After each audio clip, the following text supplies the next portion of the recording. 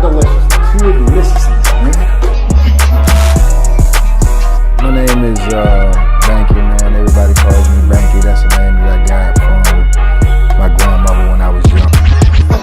I'm coming out here after 30 years. Yeah, I ain't got nothing, but I'm gonna have something because I'm rich in personality, you know, and I'm rich in love. My family love me, and that's really all that counts.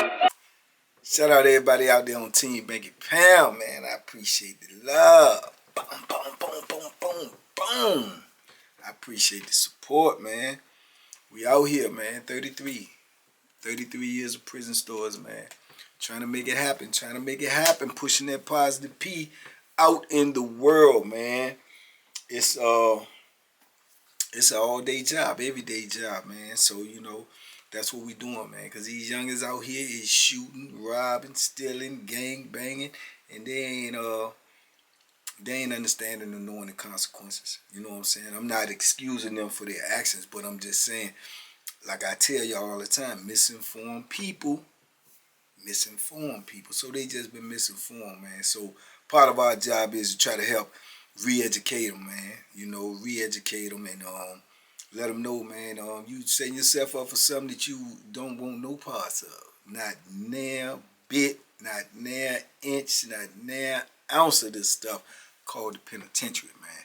So big love to everybody who support this movement, everybody who rock with me, man, everybody who tune in every day, man, or whenever I'm on, everybody who on that morning mud, man, and YouTube, and everybody who's on Twitch, everybody who's on Instagram, everybody who been following me on TikTok. Big love, big shout out, big salute to all of y'all, man. I can't do it without y'all. You know, like I say, we trying to grow this year, man. We trying to get to 150K. Tell a friend to tell a friend, man. We out here, man, and what we doing, man. And tell them to come on over here, man, and rock with us. You know, 2024, man, that's our year, man. Still working on getting this book out to y'all as soon as possible. Merch out to y'all as soon as possible. Big love to everybody who support the raffles, man. It's been, you know, a beautiful thing because you just the interaction, man. And you know, I look forward to going in there, man, and sending the little joint out to somebody, man, and seeing them send me back pictures and they wearing, you know, this merch that I don't wear, man. So shout out to all of y'all who support that as well, man. Man, just thinking about this stuff, man. Today I was just thinking about, man, really, truly, man, y'all have no idea how hard it was to, and how hard it is to get out them penitentiary doors, man. Man, I'm trying to tell you, man, thinking back on that stuff now, looking, man, it's just so hard to get out them penitentiary doors. It's easy to get in them. Man, it's super hard to get out of them, man. You know, because even after I made parole, you know, they came up with this new thing that, you know, a couple of years before I made parole, that, you know, the re-entry program where you got to go through these classes for 5 months, man. And I explained this to y'all before, but, man, yeah, that's crazy because it won't never like that before. At first, it was, you know, you made parole, you probably was gone within 30 days. They just setting up everything, getting all the paperwork right, and within 30 days, you out of there, you know. But even then, if you made parole and you get in trouble within them 30 days, if you get any charge at all, I mean like a cussing charge or, you know, disobeying the director, they'll take your parole, man. They will take it, man. That's how hard it is to get out that door. You got to walk a straight line once you know, got that answer to say you done made it. You can't get in nothing, man. And that open you up to a lot of things that you may not have been accustomed to, a lot of ridicule, a lot of, you know, dudes pushing stuff at you, you know what I'm saying? Police, inmates, everybody, because everybody now feel like they bolder. They feel like they can talk to you any kind of way. They can say things to you that they won't ever able to say to you because you're back against the wall. Literally, you're back against the wall. If you really want to get out that door, you know what I'm saying? You're back against that wall. And I done seen it, man. It's just, the reason why I'm talking about this is because I was speaking about it recently to somebody, so it's just in my brain. But I done seen dudes walk out that door, man, and go through it. You know what I'm saying? I seen a dude all the way out the door, man. And he used to be a dude that, you know, fight and do all of that. He was more or less really a bully. But when he made that paper, man, and he was walking out there, he had to walk out there to them gates, and dude seen him leaving and was cussing him out and ended up spitting on him and everything. He wanted to fight so bad, I could see it in his eyes, man. But he couldn't do nothing. I mean, spit in his face. You know what I'm saying? He couldn't do nothing. Because if he'd have turned around and addressed that, then he'd still be in the penitentiary. You know what I'm saying? So it was just crazy, man. And I like, more or less used to look at them and say to myself, man, if I was in that position, what would I do? And I don't even like to think about it, man, because I'm telling you, that's some hard stuff to swallow right there. It's some hard stuff to swallow, man. Just people talking to you the way that you're not accustomed to them talking to you is a hard thing to swallow. And you be surprised how bold people get when they know your back is against the wall. Now, to me, that's coward. Them dudes be cowards because they know your back against the wall if they come. And the only reason I say they cowards is because if they weren't built like that at first, if they weren't the type that would talk to you like that and do that to you, if you won't, you know what I'm saying, had your back against the wall, them the ones that's cowards. If they was that built like that all the time, and then that's what it was, that's what it is. But man, re-entry was a challenge for me for a lot of reasons, just because of the simple fact that I had to learn how to run a program. I had to learn how to, publicly speak. I had never publicly spoke before I got into re-entry. I ain't never do that. I ain't never won no spoken word dude. No, I ain't getting no talent contests and do none of that in the penitentiary. I just watched like everybody else, you know what I'm saying? But when I got in that re-entry program and I figured out and got to the point where they told me that's what I had to do, then like I say, when you got a goal, you got to go get it. So I ain't had no choice. So I ended up doing it, and then I just ended up getting comfortable with it. Little do I know that that's what I be doing when I get out here, talking like I'm talking to y'all. I never did this. Never did this prior to me coming home, 5 months prior to me coming home. Never did it, then came out and, did the, the interviews with Joe, man, after prison show. Shout out to Joe. And that was it, man. And it's ended up, being almost 4 years I'm out here now, pulling up on 4 years, and this is just what I've been doing every day. So it's amazing, man, the way, God put things in place that you don't even never see coming, But that re-entry, man, just being around them dudes, and they had that mixture in there, which they shouldn't have never had, and I say that to this day, because the re-entry program was vital to me. I learned a lot of things in there, man, and got a different perspective and frame of mind to get ready for the streets. But man, the worst thing about it was they had the mixed demographics in there, where they had dudes in there that was automatically going home. You automatically going home. You ain't made parole. You going home whether you finish the program or not. And they had them dudes because they didn't have enough dudes that was making parole. And the dudes that weren't making parole, you know what I'm saying, you ain't have enough to fill up a block. Because they was giving out parole with you know what I'm saying, in so many small numbers, it ain't gonna be no 84 people to fill up a block that made parole. I can't even remember when 84 people made parole within a year. You know what I'm saying? So it was crazy, man. So we got these dudes in there that just finishing their bid, they going home anyway. And then you got us in there, and we got to finish the program, or we not going home. You know what I'm saying? We can't get no charge, or we not going home. We can't get in no trouble, or we not going home.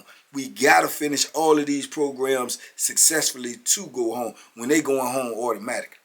So now these little young dudes, they just did 5 years, 4 years, 3 years, or whatever. They mixed in with dudes that all these dudes have been locked up for decades and trying to get out the door. And then we mixing with these youngins, and some of them gang members, some of them running their mouth, some of them trying to be tough. They all know the position you in. They all know that you can't get in no trouble. So they bold. Man, they bully in the microwave. They bully in the phones. They on it. You know what I'm saying? Popping off at the mouth. I mean, it's crazy, man. And then I'm having to deal with all of them because I'm standing up in front of all of them speaking every day. And while I'm speaking, some of them out there, you can see their body language all up in it. Man, come on, man. Get this over with, man. And I'm sitting there and I'm looking at them and I'm like, man, you better shut up. And you can't do nothing. When all of these type of issues, if I weren't in the position I was in, the way I was in prison, and you know what I'm saying, my ego and all of that, man, I would be addressing every one of them. You know what I'm saying? Or if I caught you mumbling and stumbling, I'd be just looking right at you, making my speech. saying what I'm saying, and as to really say to you that, you know, when this over, come see me if you want to see me. You know what I'm saying? Because that's just how it was. And I took offense to that stuff, man. And I had to check myself. And I had a homeboy in there too. Shout out to Adrian, man. You know, he was instrumental in telling me, man, Bank, man, you gotta calm down. You can't let that stuff get, man. You can go home, man. You just did 30-something years, man. But I could. It's hard to get that penitentiary out of you, man. It was hard to get it up out because I wanted to put hands on some of them jokers in there. You know what I'm saying? Then I had little slight altercations, and like I said, I had to pull myself back, man. I had to check myself because I pulled up on a couple of dudes about different issues while I'm in re-entry. You know what I'm saying? And when I'm looking back on that now, I'm like, man, I was tripping. Because every one of those situations could have turned into something physical, and if it would have turned into something physical, then I wouldn't even be out over something that petty. You know what I'm saying? That's how hard it is to get out that door when you're trying to get out that door, because really in your mind, you don't even believe you're going out the door. You think you are. You have the feeling that you are. You have the word that they told you are, but you ain't never been out before, so you don't even know if it's true or not. You're just going along with the program. But you don't know until you actually walk up out of it. That's how I felt. I felt like, man, I ain't going to believe it till I get outside of these gates. But at the same time, somewhere in your brain, you do believe it. That's why you doing what you supposed to be doing. But it's hard to grasp on to something, make it real that ain't never been real to you before. You know, I have been in the penitentiary now so long. I've been in the penitentiary way far longer than I had ever been on the street. So I don't even know if these people really going to let me out until they let me out. And then I got all these jokers in here playing these games, man, making all these country breaks, and man, I'm in here nervous, pervious, like, man, because I won't gonna let nobody hurt me. I won't gonna let nobody hurt me, man. You know, and I remember I was at the table one time, man, and the dude was running his mouth, man, and I was, you know, saying something to him, and he said something back, and he was getting more bolder and bolder, and I can't even remember. I gotta ask my dude what old timer name was. And I was like at the table, and we was there talking, and I was like, man, I'm getting ready to go ask. And he said, no, you ain't. No, you ain't. You better sit on down. Man, we made parole, man. You better sit on there. And he had did 20-some years. He like, man, you better sit down, man. Man, forget him. You know, and it snapped me back because I was getting ready to go ask him something, and I don't know if he was foolish enough or not to swing on me or not.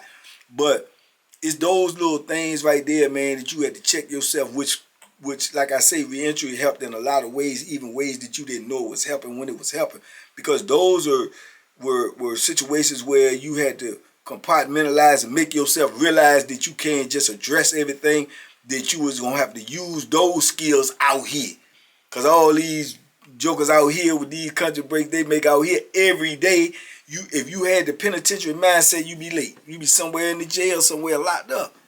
Be somewhere in the jail locked up, man, because everybody out here is mean, mugging, and walking around with their chest poked out and looking at you up and down and just stare at you like they ain't looking at you. You can't even stare at a joker in prison like that, man. Man, the joker catch you, he turn his head and turn back a couple of times and you still like this. Oh, man. Man, you asking for trouble. You asking for trouble, you know what I'm saying? So it's just different, man. But yeah, re-entry. And then you had jokers walking around in there, man, in re-entry, man, with the Bethlehem, tucking Bethlehems, and I could see these moves, these breaks they making, and I'm like, man. And then you in here naked. You ain't got no Bethlehem. I ain't got no Bethlehem in re-entry, man. If you get caught with that, not only you ain't going home, you going in the mountains. You know what I'm saying? So if it had a dude in there that had made paper and he in there and he still got that Bethlehem with him, he is the epitome of a fool. Or he just scared to go on the street. He really don't want to go on the street. And I know y'all may not understand that, but you got some dudes that been locked up so long, they really scared to go on the street. They really scared to go on the street because they don't know. They done established themselves in the penitentiary. They got identity in the penitentiary. They got a reputation in the penitentiary. They respected in the penitentiary.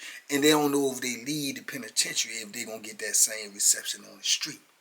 And they scared. They nervous. And I can understand it to a degree because, you know, like say you done been in here for so long that this is what you know. You know the lay of the land. You know how to move, to operate. You know where trouble is coming from. You know all of these things. And when you going back out there in this free world that you ain't been in decades, you don't know how they coming. You don't know how you're going to respond. You don't know how you're going to react. So that'll create some anxiety inside of you. You know, it will create some anxiety inside you. And I dealt with it to a degree. But being that I had my family when I came out, it was a little bit more easier for me. You know, I had, you know, them around me, and, you know, they surrounded me when I came out. I was only around family. So, but I can imagine it, because you got some people that's been locked up so long, they don't even have family no more to go home to. So they going out in a whole new free world on their own. On their own. So it's different, man. And these jokers, man, man, we had 2 dudes in there that one of them been locked up almost 40. And the other one been locked up mid-30s. And they was sellers getting ready to go home. Both of them made paper, and they in there ready to rumble. They getting ready to, both of them, throw it away. I'm talking about, you know, talking killer talk to each other. And both of them was capable of killing. Man, it was insane, man. We were like, man, what is y'all tripping? And I see one of them since I've been out on social media, and I'm glad he out doing good, man. But he was committed to getting ready to put in some work. He literally was telling me, don't come back in the cell, man. You can't come back in here. And you can't even do that. If the people would just pull up on him and see they got an altercation, a dispute about being in the cell together, or just, you know, in a verbal, man, they could take your parole for that. That's how petty they is. Like I say, it's hard to get out that door. They that petty. If one of them counselors go back and report to the parole board, well, we had a disagreement between Mr. Such and Mr. Such, they were cell partners, and they was, you know, we had to separate. Man, them people can say, all right, send them back to the unit. Parole has been revoked. You know what I'm saying? That's how petty they is with this trying to get out that door. They make you walk a fine line, man. You know what I'm saying? They make you walk a fine line. Then you dealing with different officers, and they supposed to have special officers in this unit because they know that people is getting ready to go home. So they don't supposed to really have the regular officers from the yard and stuff. But they be so short of staff. Sometimes they got the regular officers working over there, and they ain't even adhering to the program. They talking to you crazy. These officers supposed to have been went through whatever you call it, sensitive training, where they know they dealing with dudes that's trying to transition to the street. So they had a certain criteria that they had to meet. They had to take classes on, you know, re-educate them on how to deal with a convict or inmate, because out there on the yard, they talking crazy. You know, that's why some of them get touched sometimes. So they had to be different type of officers that worked over there with us because of the situation. They had different counselors over there. All of these people that worked in this building was supposed to have been trained to deal with the situation at hand with people getting ready to transition to the street. But they didn't even have enough workers sometimes, where they had other people come over there who caused mad chaos. Mad chaos, man. Whereas to one thing you say to him and he want to go write you a charge for cussing or raising his voice or threatening him, then you done messed up your whole chance to go home. You done messed up your whole chance to go home, man. So, yeah, it's difficult getting out that door, man. It is, man. And then, like I say, once you first come in the penitentiary, it's the same way, man. You don't never know if you're going to leave, because even if you get to that point, you got to get to that point. You know, all it's going to come in between it. So for you to finish decades and decades, man, and get right there at the door to try to get out, it even becomes even that much more difficult, because you're under that much more pressure to get out that door, man. To get out that door. I ain't gonna lie to you, man. I was under pressure, man. That's why I worked out. So I worked out 3 times a day to try to keep my mind clear, to try to stay away from the foolishness, to try to focus on what I had to do and trying to visualize being on the street. Cause man, there was some jokers in there that had me yeah, they had me on edge. I ain't gonna lie. I had to pull up on a Muslim brother. He was really tripping. He was really tripping, and he probably, between him and the white dude that I pulled up on, that was probably the heatedest I've been, because the Muslim dude was trying to act like he was so tough and so hard, and I'm looking at him and I'm saying to myself, man, I would destroy you. And for you to stop me from going home, I would literally, man, you just don't know who you playing with. And he just try to be so calm, and acting like he was built like that, and I'm looking at him saying I would dismantle you, you know, I mean, in every way, you know. And I know this, and I don't know if he knew it or whether he really believed that he was like that, you know. But he was gonna find out, and then if it would have stopped me from going home, man, it was gonna be not nothing to talk about, you know what I'm saying? But I had to check myself then, man, and AB Adrian, he had to check me, man. He was like, man, you know, and it's just the anxiety of what you going through, all these different emotions, and is this really real, or you doing all this and you accepting all this, and then these people tell you, oh, you ain't going home, and then you be like, what? Man, that's enough to make a joker go crazy. You know what I'm saying? That's enough to make a joker go crazy. And man, it was some weird stuff going on in there, man. But it all worked out for the good, man. It all worked out for the better, man.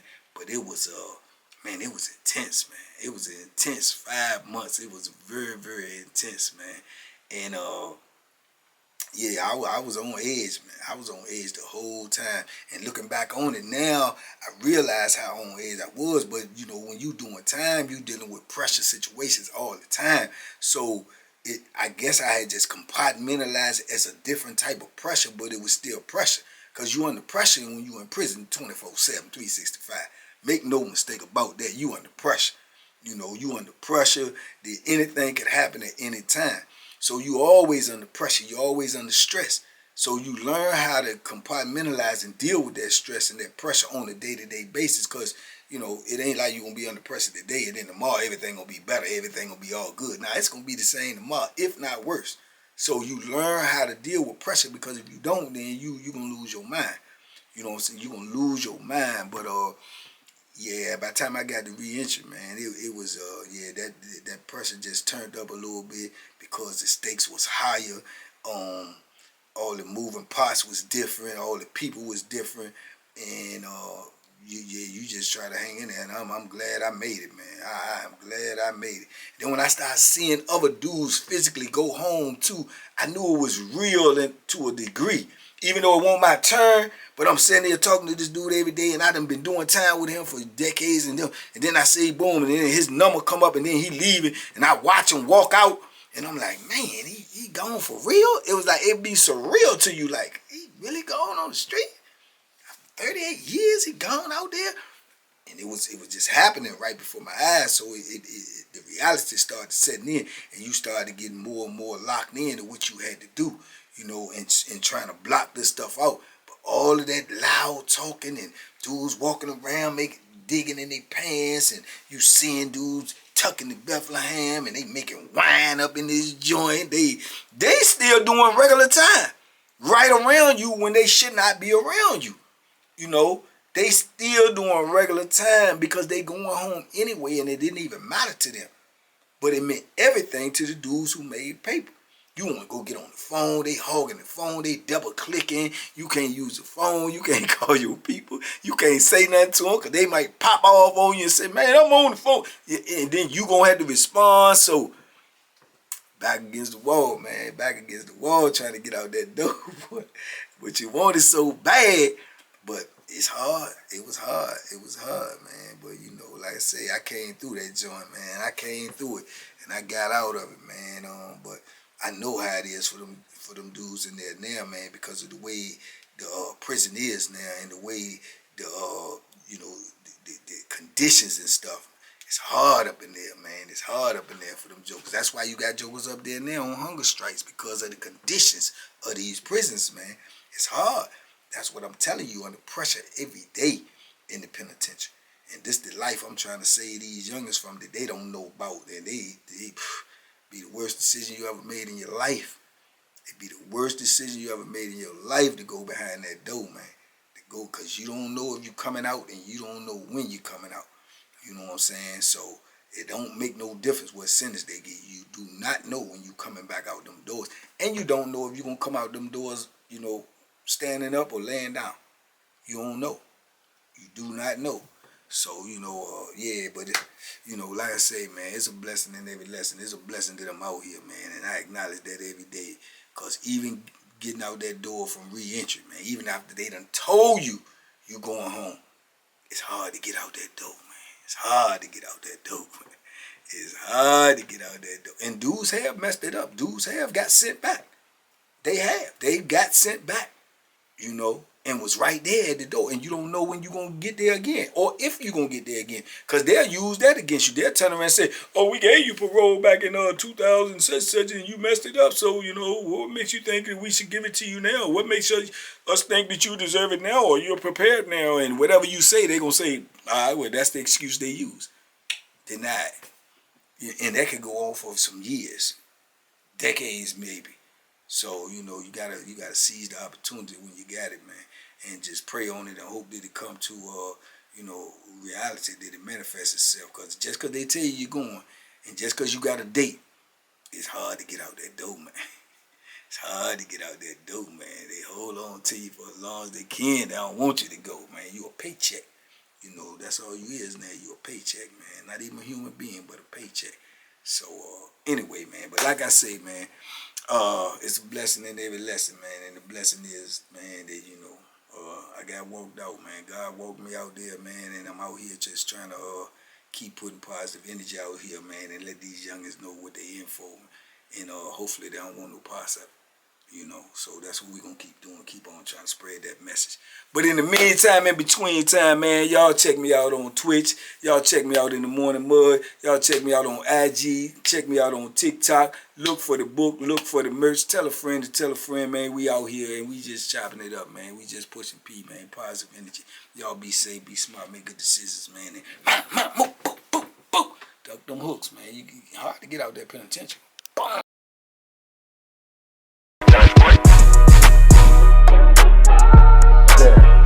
The banking special. Yeah. Pure deliciousness. Pure deliciousness, man. My name is Banky, man. Everybody calls me Banky. That's the name that I got from my grandmother when I was young. I'm coming out here after 30 years. Yeah, I ain't got nothing, but I'm gonna have something because I'm rich in personality, you know, and I'm rich in love. My family love me, and that's really all that counts.